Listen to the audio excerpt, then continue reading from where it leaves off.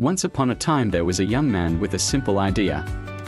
In a bustling town where people rush past one another, too busy to stop and connect, lives Elijah, a quiet yet observant young man in his early 20s. He is neither rich nor famous, but he possesses a rare gift: he listens. One day, sitting by a fountain in the town square, he watches a frail old man counting a few worn-out coins in his trembling hands. Elijah reaches into his pocket, pulls out a single penny, and hands it to him. "Tell me a story," Elijah says. The old man looks confused but intrigued. He hesitates, then smiles.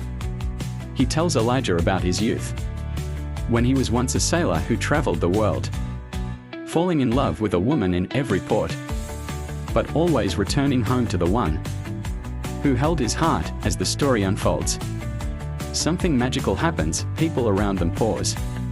The hurried footsteps slow. Conversations hush, and soon, a small circle forms around them.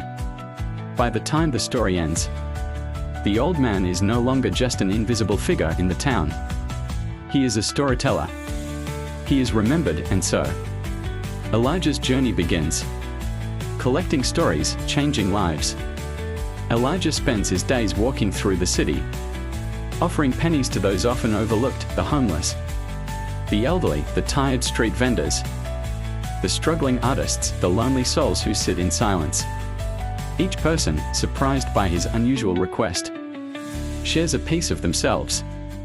An exhausted single mother tells of the lullabies she sings to her child when there's no food to eat, transforming hunger into warmth. A once famous musician hums a tune he wrote for his late wife, a melody no one has heard in decades. A shoemaker recounts how he once crafted a pair of shoes for a boy who had never owned any before, and years later, that boy became a successful businessman who never forgot him. A war veteran describes the last letter he wrote to his mother before a battle, one he thought would be his last, but he survived. Elijah writes down every story, filling notebooks with laughter, tears, regrets, and triumphs. The town begins to recognize him, calling him the story collector. But his kindness does more than gather tales. It restores dignity to those who feel forgotten. The book of 1,000 voices. Years pass, and Elijah's notebooks become heavy with wisdom. He decides to publish them, not for fame or fortune, but to share what he has learned. The book, A Penny for Your Story, becomes an unexpected success.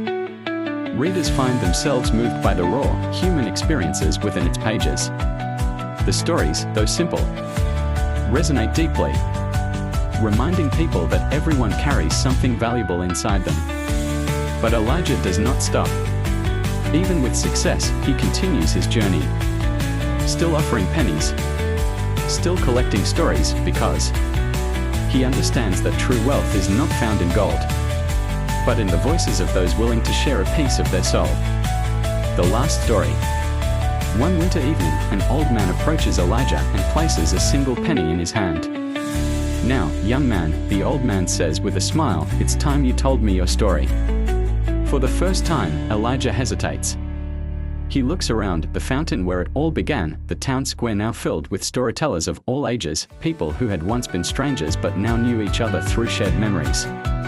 He smiles, his eyes filled with emotion. "I suppose I should start at the beginning," he says.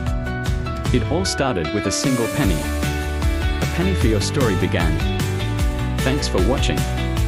Kindly like, comment, and subscribe for more stories."